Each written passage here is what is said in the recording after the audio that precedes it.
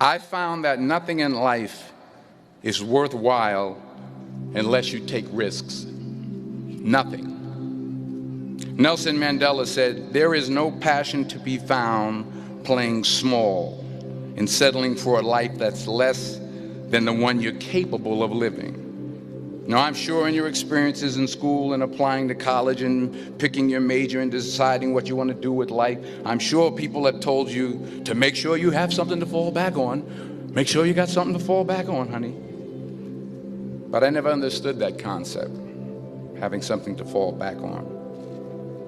If I'm going to fall, I don't want to fall back on anything except my faith. I want to fall forward. I figure at least this way I'll see what I'm going to hit. Fall forward. This is what I mean. Reggie Jackson struck out 2,600 times in his career, the most in the history of baseball. But you don't hear about the strikeouts. People remember the home runs. Fall forward.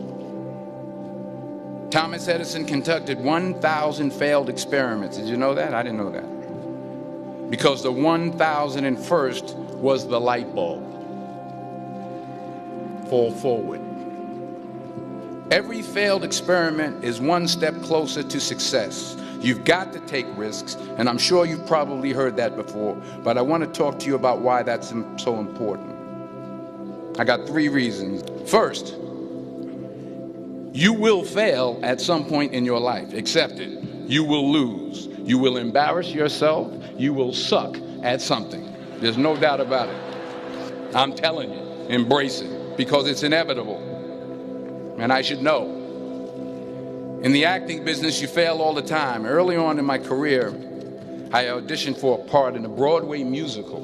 So I'm in the wings. I'm about to go on stage.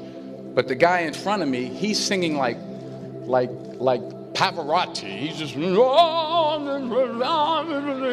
he's just going on and on and on. And I'm just shrinking. I'm getting smaller and smaller. So they say, "Oh, thank you very much, and you'll be hearing from us." So I come out with my little sheet music, and it was Just My Imagination by the Temptations. That's what I came up with.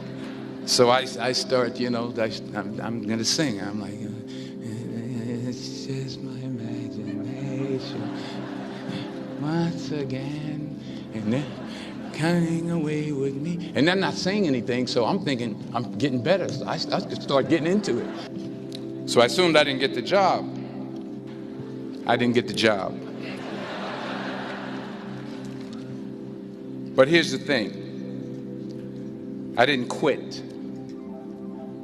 I didn't fall back.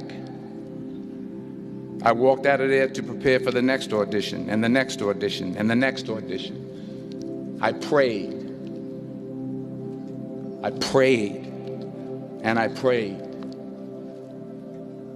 But I continued to fail, and fail, and fail. But it didn't matter, because you know what? There's an old saying, you hang around the barbershop long enough, sooner or later you're going to get a haircut. So you will catch a break, and I did catch a break. Last year, I did a play called Fences on Broadway. It was at the Court Theater. It was at the same theater that I failed that first audition 30 years prior. The point is, every graduate here today has the training and the talent to succeed. But do you have the guts to fail? Here's my second point about failure. If you don't fail, you're not even trying. I'll say it again. If you don't fail, you're not even trying. My wife told me this great expression. To get something you never had, you have to do something you never did. Les Brown's a motivational speaker. He made an analogy about this. He says, imagine you're on your deathbed, and standing around your deathbed are the ghosts representing your unfulfilled potential. The ghost of the ideas you never acted on. The ghost of the talents you didn't use. And they're standing around your bed, angry, disappointed, and upset. They say, we came to you because you could have brought us to life, they say. And now we have to go to the grave together So I ask you today, how many ghosts are going to be around your bed when your time comes? You've invested a lot in your education, and people have invested in you. And let me tell you, the world needs your talents. The Middle East needs your help. Japan needs your help. Alabama needs your help. Tennessee needs your help. Louisiana needs your help. Philadelphia needs your help.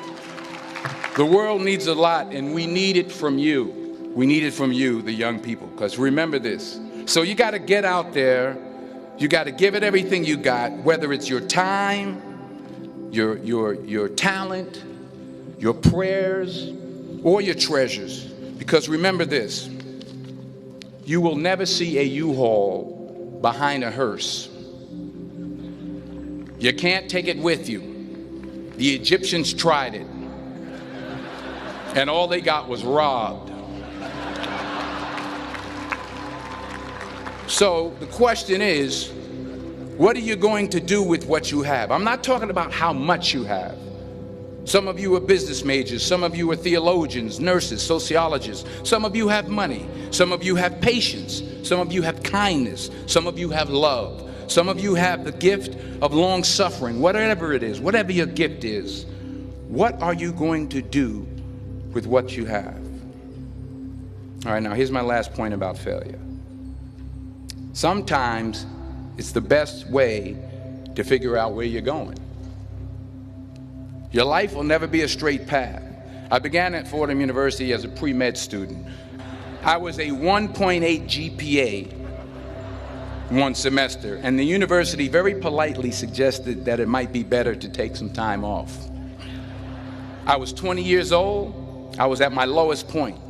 And then one day, and I remember the exact day, March 27th, 1975, I was helping my mother in her beauty shop, and there was this older woman. I didn't know her personally, but I was looking in the mirror, and every time I looked at the mirror, I could see her behind me, and she was staring at me. She kept giving me these strange looks. So she finally took the dryer off her head and she said something I'll never forget. First of all, she said, "Somebody give me a piece of paper. Give me a piece of paper." She said, "Young boy, I have a prophecy, a spiritual prophecy." She said, "You are going to travel the world and speak to millions of people." Now, mind you, I'm 20 years old. I'm flunked out of school. In fact, like a wise ass, I'm thinking to myself, maybe she's got something in that crystal ball about me getting back into school next fall. But maybe she was on to something, because later that summer, while working as a counselor at a YMCA camp in Connecticut, we put on a talent show for the campers. And after the show, another counselor came up to me and asked, "Have you ever thought about acting? You're good at that." So when I got back to Fordham that fall, I got in and I changed my major once again for the last time. And in the years that followed, just as that woman prophesied, I have traveled the world and I have spoken to millions of people through my movies. Many years ago, I did this movie called Philadelphia. We filmed some of the scenes right here on campus. In a way, if you watch the movie, you'll see everything I'm talking about today. You'll see what I mean about taking risk or being willing to fail. Because taking risk is not just about going for a job. It's also about knowing what you know and what you don't know. It's about being open to people and to ideas. In the course of the film, the character I play begins to take small steps, small risks. He very, very, very slowly begins to overcome his fears. And I feel ultimately his heart becomes flooded with love. And I can't think of a better message as we send you off today. To not only take risks, but to be open to life, to accept new views, and to be open to new opinions. While it may be frightening, it will also be rewarding. Because the chances you take, the people you meet, the people you love, the faith that you have, that's what's going to define you. Never be discouraged. Never hold back. Give everything you got. And when you fall throughout life, remember this: fall forward.